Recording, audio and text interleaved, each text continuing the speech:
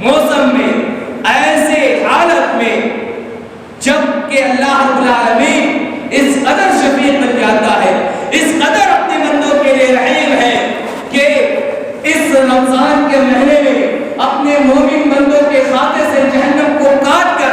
ان کے کھاتے میں جنت لکھ دیا جاتا ہے۔ تو ایسے موسم میں اگر ہم اپنے آپ کو اللہ کے سامنے روک کر گڑ گڑا کر اپنی مغفرت نہیں کروا سکے، اپنے حق میں مغفرت حاصل نہ کروا سکے، مغفرت کی پروانہ نہ چڑھا سکے، تو پھر ہم سے اور آپ سے بدقسمت بدنصیب کون ہو سکتا ہے؟ یہی وجہ ہے کہ اللہ کے نبی جناب محمد عربی صلی اللہ علیہ وسلم نے افسوس کا اظہار کیا ہے، اللہ کے نبی صلی اللہ علیہ وسلم نے افسوس کا اظہار کیا ہے، اور افسوس ہونا بھی چاہیے کیونکہ آپ کو معلوم ہونا چاہیے یہ کہ رمضان کا موسم، یہ رمضان کا مہینہ ہر کسی کو نصیب نہیں ہو سکتا، ہر کسی کو یہ اللہ رب العالمین کا تحفہ نصیب نہیں ہو سکتا، یہ انعام ہر کسی کے حق میں نہیں آتا۔ آپ تو غور کر سکتے ہیں، آپ اپنے معاشرے میں دیکھ سکتے ہیں کہ کتنے بھائی، کتنے دوست احباب، کتنے رشتہ دار پچھلے رمضان میں ہمارے ساتھ تھے، کتنے دوست احباب ہمارے ساتھ اٹھے بیٹھے، کتنے بھائی ہمارے ساتھ افطار کیے، ہمارے ساتھ سحری کیے، لیکن آج یہ رمضان کا موسم آنے سے پہلے کتنے لوگ اس دار فانی سے کوچ کر گئے، رخصت ہو گئے، ہمارا ساتھ چھوڑ دیا۔ یا اسی طریقے سے کتنے بھائی ایسے ہوں گے کہ رمضان کے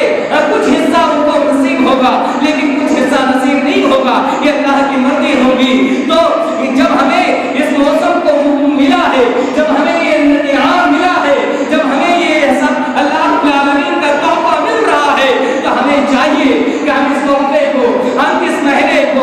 غنیمت سمجھیں اور اس میں بھرپور فائدہ اٹھانے کی کوشش کریں۔ یہ ہماری خوش نصیبی ہوگی کہ ہم اس موسم میں، اس ماہ کے استقبال میں، اس ماہ کے اندر، اس ماہ کے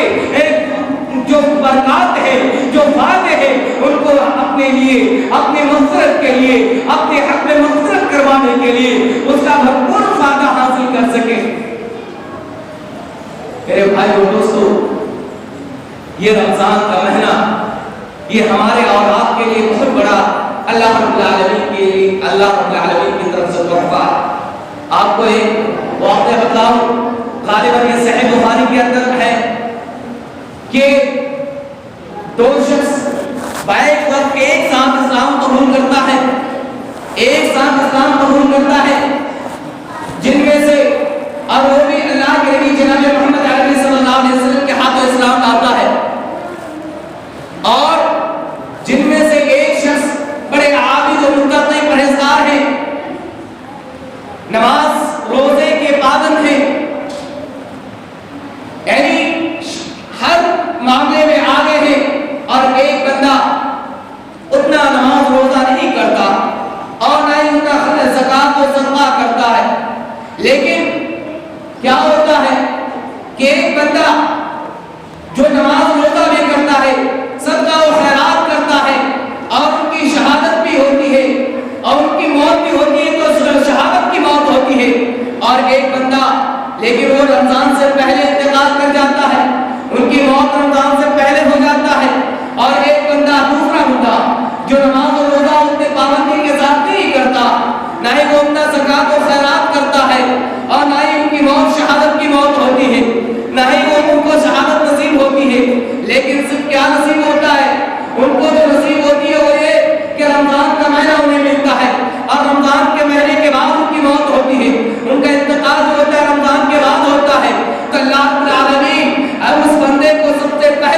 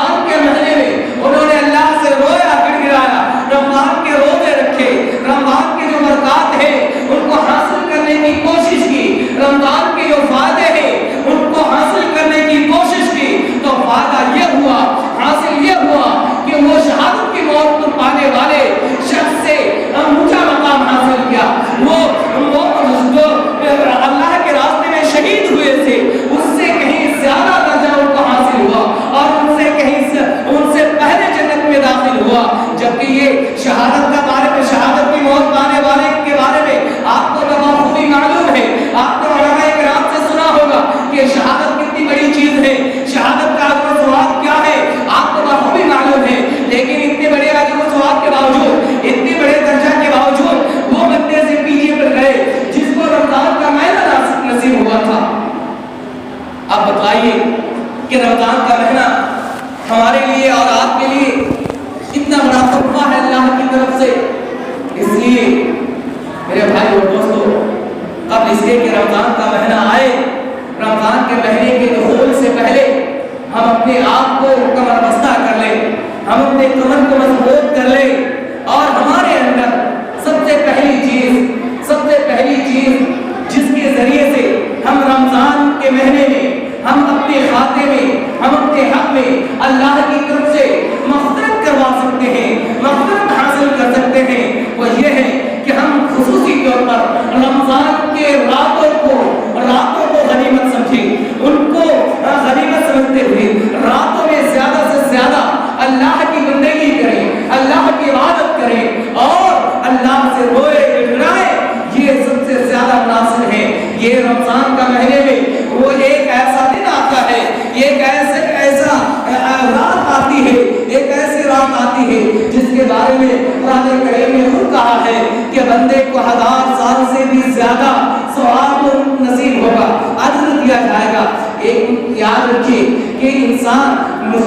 ان سے 60 سے 65 سال یا 70 سال کی زندگی ہوتی ہے، اور 1000 سال کی زندگی ثواب پانے کے لیے، 1000 سال کی عبادت کرنے کے لیے ان کو کم سے کم 1000 سے زیادہ کی زندگی چاہیے، 1000 سے زیادہ کی زندگی چاہیے، تب جا کر وہ اللہ کی عبادت، اللہ کی بندگی 1000 سال کر سکتا ہے. لیکن اللہ رب العالمین کتنا شفیق ہے، کتنا رحیم ہے، یہ مومن بندوں کے لیے یہ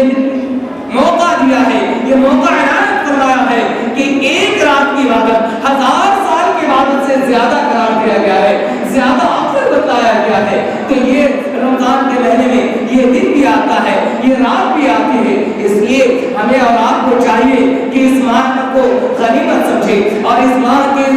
دخول سے پہلے ہم اپنے آپ کو کمر بستہ کر لیں. اور سب سے پہلی چیز جس کو ہمیں خیال رکھنی ہے اور وہ یہ ہے کہ ہم اپنے اس ماہ کے اندر جو بھی اعمال کریں گے، جو بھی کام انجام دیں گے، اس میں ہمارے اعمال اسی وقت قابل قبول ہوں گے اللہ رب العالمین کے پاس. اللہ رب العالمین ہم سے، ہمارے اعمال سے اسی وقت راضی و خوشی ہوں گے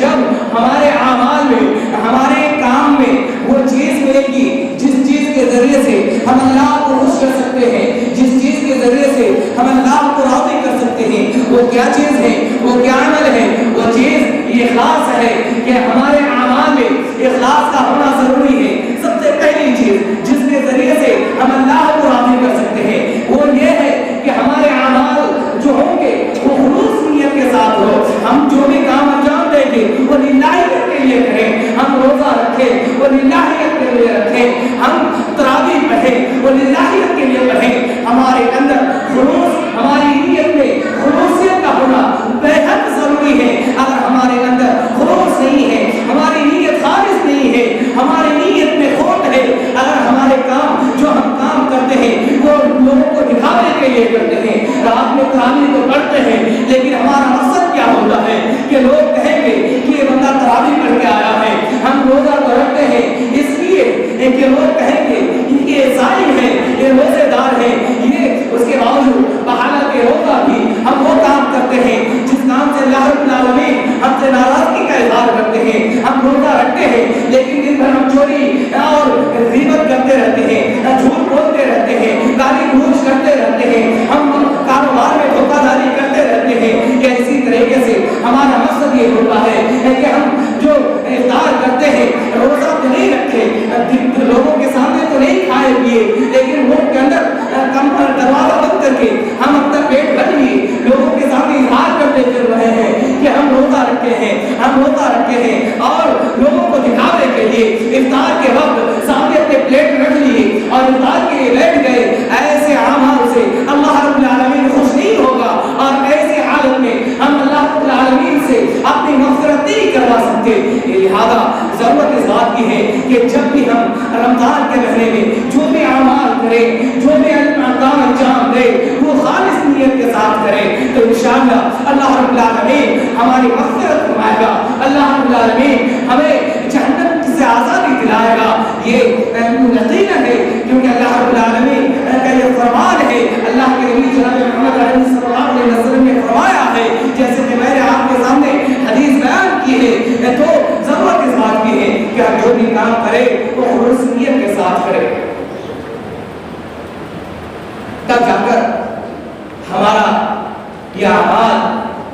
یہ کام اللہ رب العالمین کو خوش کر سکتا ہے۔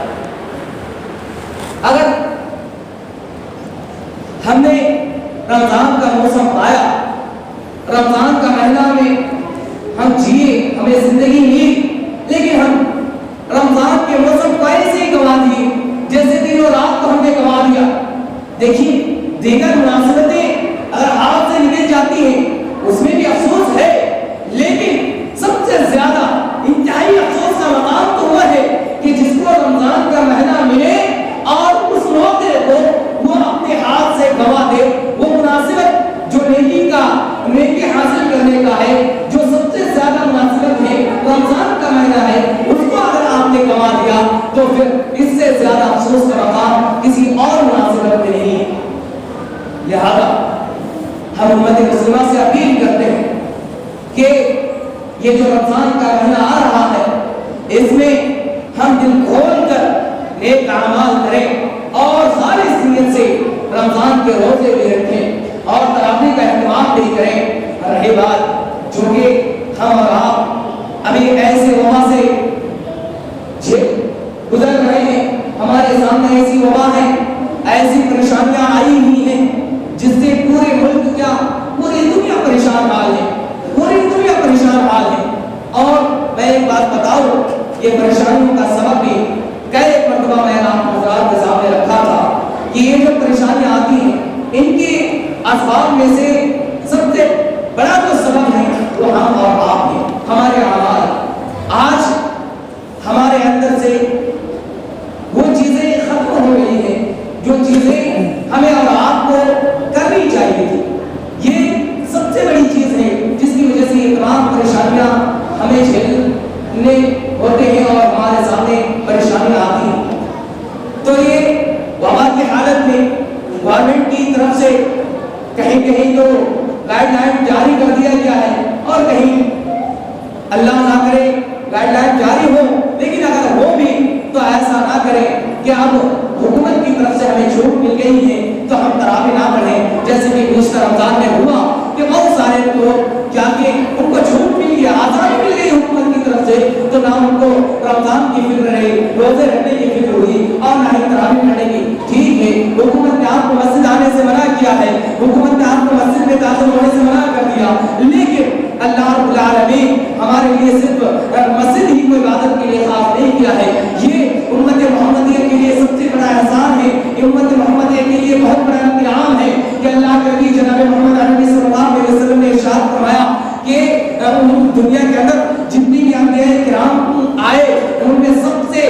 زیادہ جو ہمیں فضیلت دی گئی ہے، 7 چیزوں پر فضیلت دی گئی ہے، ان میں سے سب سے پہلی چیز جو ہے وہ یہ ہے کہ امت مسلمہ کو، امت محمدیہ کے لیے پوری زمین کو مسجد بنا دیا گیا ہے، پوری زمین کو مسجد بنا دیا گیا ہے۔ اگر آپ کو حکومت کی طرف سے مسجد میں اکٹھا ہونے سے منع کیا گیا ہے تو آپ اپنے گھروں میں تراویح پڑھ سکتے ہیں، آپ اپنے گھروں میں قیام اللیل کا اہتمام کر سکتے ہیں۔ تو برائے مہربانی اگر آپ کو رمضان کا موقع ملا ہے، رمضان کا مہینہ نصیب ہوا ہے، گرچہ آپ کو اگر حکومت کی طرف سے مسجد آنے سے روک دیا جائے، لیکن اپنے گھروں میں اپنی فیملی کے ساتھ، اپنے دوست و احباب کے ساتھ، اپنے گھروں میں یا اکیلا کرے تنہا نماز کا اہتمام کرے، قیام اللیل کا اہتمام کرے، یہ ارادہ پکا کرے اور جو رمضان کا مہینہ آئے گا اگر آپ ابھی سے ارادہ رکھیں گے، آپ کی نیت خلوص ہوگی تو انشاءاللہ اللہ رب العالمین آپ کو یہ کام کرنے کا توفیق بھی عطا فرمائے گا، کیونکہ اللہ رب العالمین کا ایک فرمان ہے، اللہ رب العالمین کے بارے میں حدیث قدسی میں آتا ہے کہ اگر بندہ میرے طرف ایک قدم آگے بڑھ کے جاتا ہے، ایک قدم آگے بڑھ کے جاتا ہے تو میں دوڑ کے ان کی طرف آتا ہوں۔ تو اگر ہم یہ کوشش کریں کہ ہم اللہ کی بندگی کریں گے، اللہ کی عبادت کریں گے اور ہم اپنے گناہوں کو بخشوائیں گے تو اللہ رب العالمین خود ہمیں توفیق دے گا، لیکن شرط یہ ہے کہ ہم کوشش کریں، ہم ادھر اللہ کی عبادت کی طرف آگے بڑھیں تو اللہ رب العالمین ہمیں ہمارے لیے راستے کو ہموار کرے گا۔ اگر ہم پہلے ہی دور بھاگے، ہم کوشش ہی نہ کریں تو اللہ رب العالمین بھی ہمیں پیچھے دھکا دیتے ہوئے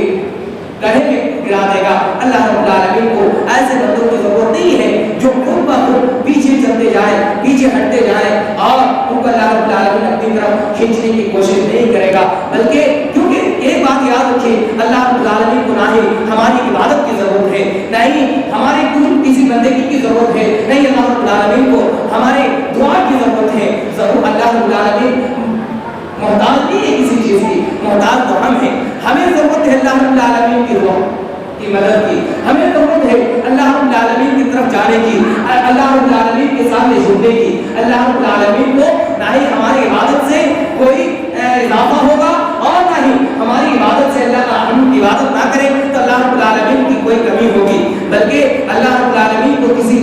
چیز کا کوئی فرق معلوم نہیں ہوگا. اللہ رب العالمین کے ریاض ہے، اس لیے چاہیے ضرورت اس بات کی ہے کہ ہم کوشش کریں، ہم آگے بڑھیں، سبقت کریں نیک کام کرنے کی، قیام اللیل کے لیے ارادہ کریں، خالص نیت سے ارادہ کریں، رمضان کے روزے کی پابندی کریں. یہ ہماری اور آپ کی ذمہ داری ہے. اب ہم اپنی ذمہ داری اگر نبھائیں تو انشاءاللہ اللہ رب العالمین بھی ہمارے اس ذمہ داری کو دیکھتے ہوئے ہمارے اوپر رحم کرے گا اور ہمیں بخش دے گا اور ہمارے لیے ہمارے راستے کو ہموار کر دے گا. انشاءاللہ اللہ رب العالمین پر یقین ہے اور بھروسہ ہے. لہذا آخر میں اللہ تعالیٰ سے دعا کروں کہ اللہ تعالیٰ ہمیں بھرپور رمضان کی جو فوائد ہیں یا جو برکات ہیں ان کو حاصل کرنے کی توفیق عطا فرمائے. آمین. وآخر دعوانا السلام علیکم ورحمۃ اللہ وبرکاتہ. بارک اللہ لنا ولکم فی القرآن المجید ونفعنا